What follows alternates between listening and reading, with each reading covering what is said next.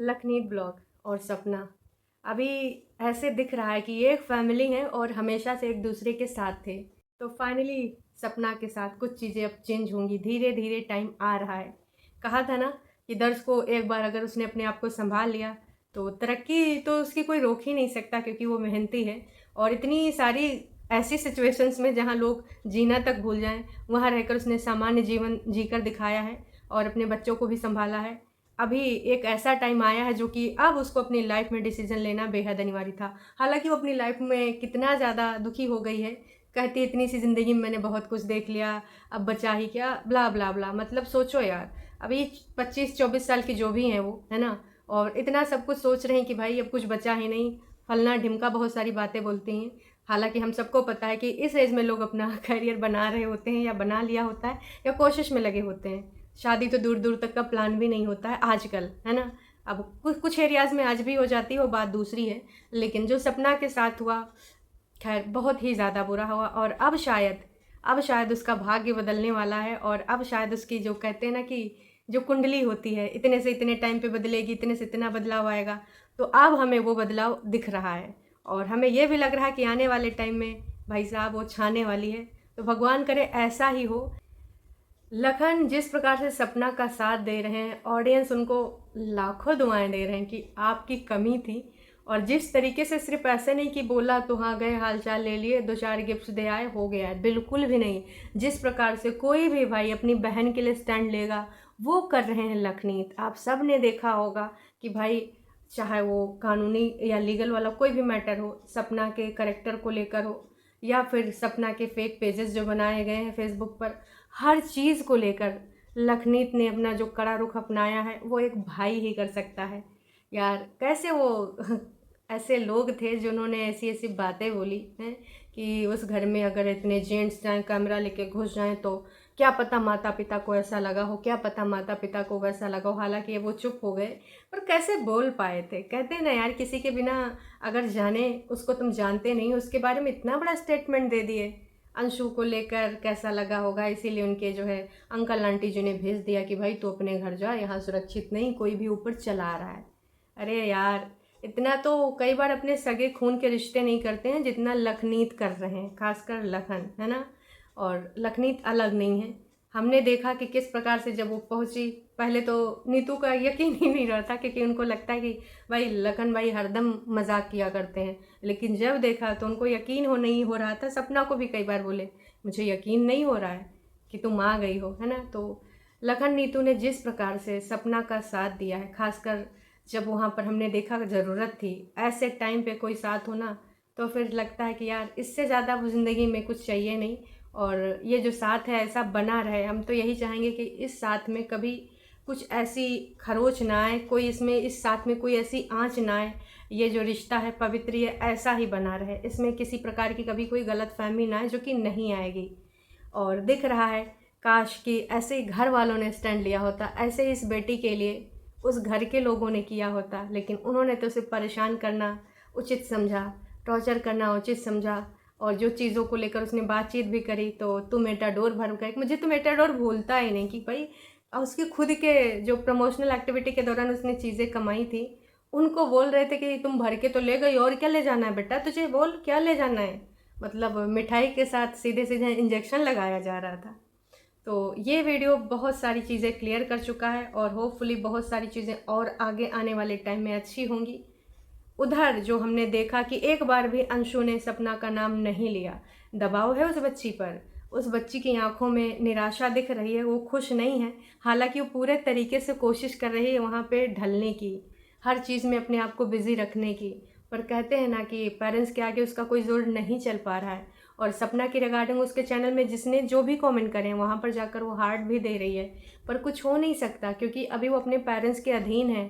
और ऐसा नहीं है कि वो अपने डिसीजन खुद ले ले, क्योंकि भाई अभी वो अपने उस उम्र में भी नहीं है। और आप ये भी जानते हो कि जो इमोशनल अत्याचार होते हैं पेरेंट्स के, वो किसी से छुपे नहीं होते हैं, है ना। खासकर उधर जिन लोगों ने पहले से ऐसे सपने सजा लिए थे कि बस इसको यहाँ से निकलवाना है, बस इसको टाटा बाय बाय करवाना है, इनसे दूरी रखवाना है ना, तो उनके सबके इरादे पूरे हो गए। क्या अंशु को सारी चीज़ें समझ नहीं आ रही होंगी, पर शायद अभी वो सारी चीज़ें कुछ उस पर अपना रिएक्शन नहीं दे सकती, कोई एक्शन नहीं ले सकती। हाँ, पर उम्मीद यही करेंगे कि सपना और अंशु का ये प्योर बॉन्ड भी हमेशा ऐसे ही बरकरार रहे। ये दूरी सही, पर एक टाइम ऐसा आए जब वो सारी चीज़ों में ऐसे किनारा करके वो मिल सके, इन सारी चीज़ों को पछाड़ सके, और काश कि अपनी फैमिली वालों को सही गलत समझा सके, जो कि उसकी बस की नहीं है। क्योंकि भाई दिख रहा है कि वहाँ पे किसका चलता है, किसके माइंड में क्या चीज़ें चल रही हैं। छोटी बच्ची की बातें कौन ही मानेगा। ऑब्वियस है लखन और नीतू एक साथ ही होते हैं, लेकिन हाँ, पहली बार लखन भैया गए थे, फिर दोबारा से गए।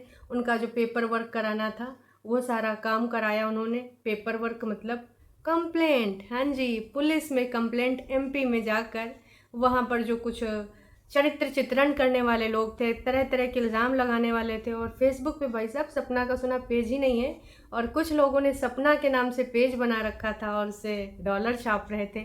मतलब यार, अगर उनके बारे में बात कर रहे हो तो दूसरी बात हुई, है ना। या फिर अगर तुम उनके कुछ रिलेटेड चीज़ें डिस्कशन कर रहे हो, तुम पूरा पूरा उनकी वीडियो उठा के लगा ले रहे हो, उसके ओनर तुम बन जा रहे हो। कि ऑब्वियस है, अब सपना को जो पहली बार जिसने भी वीडियो उठा के डाला होगा फेसबुक पे, ना जाने कितना उसने अभी तक कमाया होगा। क्योंकि ऑफ कोर्स सपना की ऑडियंस बहुत ज़्यादा बड़ी है। लेकिन अब वो पेजेस भी चले जाएंगे, tata bye bye goodbye हो जाएंगे। और इसके साथ ही तमाम ऐसे लोग, और शायद बहुत जल्दी एक्शन ले भी लिया गया है, तो हमें बस इंतज़ार है उन सारी चीज़ों का, और जल्द से जल्द सपना को इंसाफ मिले इन सारी चीज़ों में। लेकिन बस एक चीज़ और है कि काश सपना जो अपना बच्चियों का हक छोड़ रही, उसमें भी इसी तरीके से निपुण होके एकदम लगे। लेकिन अब उन्होंने डिसाइड कर लिया कि उनको नहीं चाहिए।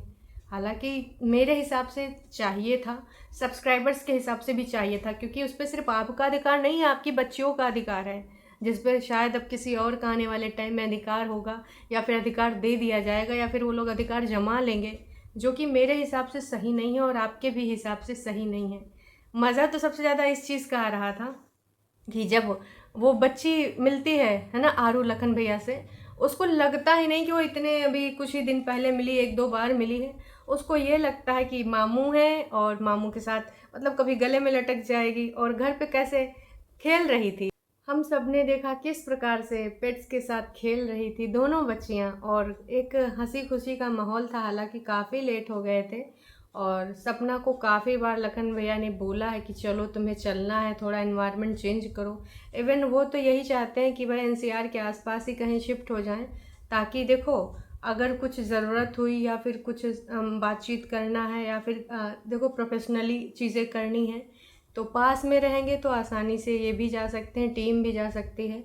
और विगत कुछ चेंजेस हमें दिख रहे हैं विगत दिनों में सपना के वीडियोस में, जैसे कि थंबनेल, तो थंबनेल भी बदल चुका है, और बहुत सारी चीज़ें अब बदलेंगी जल्द ही। वीडियोस की क्वालिटी भी काफ़ी इम्प्रूव हो चुकी है। बस अब ज़िंदगी चाहते हैं इम्प्रूव हो जाए। एक चीज़ और हमें पता चली कि जब नीतू और लखन का कठिन टाइम चल रहा था, खासकर जब फैमिली वाली कंट्रोवर्सीज चल रही थी, क्योंकि यार इधर उधर की हो तो आप मैनेज कर लोगे, इधर उधर की हो तो आपको इतना फ़र्क नहीं पड़ता, लेकिन जब बात फैमिली की होती है तो चीज़ें बहुत ही ज़्यादा प्रभावित करती हैं, और वही सारी चीज़ें हुई। हालांकि वो कठिन टाइम था, वो भी निकल गया, क्योंकि कहते हैं अगर आपने किसी के साथ अच्छा किया है तो आपके साथ भी ऊपर वाला अच्छा ही करेगा। तो वो टाइम कब निकल गया पता नहीं चला, और शायद अब ज़िंदगी में वो टाइम आए भी ना, क्योंकि उस कंट्रोवर्सी से सबने बहुत सीख ली है, खासकर अंकल आंटी जी ने भी। क्योंकि जो बाहर के लोग होते हैं हमेशा फ़ायदा उठाते हैं, और किस लेवल का उठाते हैं बताने की ज़रूरत नहीं है। तो हम तो यही चाहते हैं कि जिस प्रकार से अब लखनीत फैमिली, उनकी पूरी फैमिली एक दूसरे के साथ मिल के ब्लॉगिंग करते हैं, और ऐसे भी एक दूसरे को सरप्राइज़ करते हैं, जो चीज़ें थीं वो थोड़ा अगले लेवल पे गईं। पर कहते हैं अंत भला तो सब भला, तो अब सारी चीज़ें ऐसे ही रहें तो ज़्यादा बेहतर है। और ऊपर से अब सपना आ चुकी हैं, तो हमें तो बस यही इंतज़ार है कि सपना भी आगे बढ़े, और वहीं पे कहीं अगर आसपास मिल जाए तो ज़्यादा बेहतर है। ग्रोथ करने में आसानी होगी, चीज़ें सीखने में आसानी होंगी, और वहाँ पर वो सपना अपने सपनों को भी पूरा कर सकती है, जो भी उसको बनना था, हैं, जो भी उसके सपने थे, जो पुराने टूट गए थे, छूट गए थे जिम्मेदारियों के आड़े आने की वजह से, है ना। और जिम्मेदारियां ऐसी कि तुम नहीं अब पढ़ सकती। पहले ये बोला गया था कि जी हाँ बिल्कुल पढ़ सकती हो, लेकिन फिर बाद में इस प्रकार की चीज़ें हुई कि बहुरिया पढ़ने नहीं जाएंगी, है ना। तो अब वो सही टाइम आया। कई बार कहते हैं ना कि टाइम थोड़ा लग जाता है चीज़ों को समझने में। खैर, अब सपना के सपने पूरे हों हम यही आशा करते हैं। और नीतू ने बताया कि उस टाइम पे किसने किसने उसका साथ दिया था, और ख़ासकर सपना ने एक बहन की तरह एक एक चीज़ पूछती थी, तुमने खाना खाया कि नहीं, बहुत पतली होती जा रही हो, अपनी हेल्थ का ध्यान दो। अक्सर कॉल किया करती थी दिन में कई बार। तो वो सारी चीज़ें नीतू को याद हैं, और अब उनको भी लग रहा है कि मुझे खड़े होना चाहिए। सपना और लखन का ये रिश्ता काफ़ी पुराना, पर ऑन स्क्रीन हमने कभी इसको इतना नहीं देखा। लेकिन कभी कभी जब ज़रूरत के टाइम में इंसान पहुंचता तो लगता है कि भगवान ने उसको इसी पार्ट में जोड़ रखा था। तो ये वीडियो आपको कैसी लगी और आप क्या क्या चाहते हैं कमेंट सेक्शन में ज़रूर बताइएगा। जहाँ एक तरफ दरवाजे बंद हुए कितने ज़्यादा दरवाजे खुल गए, और आने वाले टाइम में मुझे लगता है कि और ज़्यादा चीज़ें होने वाली हैं, और ज़्यादा दरवाजे खुलने वाले हैं। ये तो वक्त ही बताएगा। फ़िलहाल अभी ये देखकर आपको कैसा लगा, और हो सकता है वो एक आध दिन वहाँ रुके हों, कहीं घूमने घामने की भी प्लान हो, क्योंकि मम्मी भी गए हैं, भैया उनके सपना के साथ में गए, और बच्चे, मतलब पूरी फैमिली गई हुई है। तो कुछ लोग प्लान बनाते ही रह गए, उनके लिए बस छोटा सा तालाब पूरा सा दुनिया हो गया। कहते हैं ना कि मेंढक जो कुएं में रहता है उसको लगता है कि कुएं के बाहर ज़िंदगी ही नहीं। तो ऐसे ही सोच वाले कुछ लोगों को ये लग रहा था कि भाई अब तो हम इसको परेशान कर देंगे, इसका कोई साथ भी नहीं देगा। और ज़मीन जायदाद में कैसे बोला गया, हम सब ने देखा, ये चढ़ाव के जेवर के लिए कैसे बोला गया कि ना जी वो तो तेरा नहीं है। तो वो सारी चीज़ें अब पूरे तरीके से स्पष्ट हो चुकी हैं। अब सपना के लिए न जाने कितने ऐसे रास्ते खुलेंगे, और आने वाले टाइम में वो बहुत सारी चीज़ें कर सकती हैं अपने लिए, अपने बच्चों के लिए। चलिए जी, अभी के लिए इतना ही, फिर मिलेंगे नई अपडेट के साथ।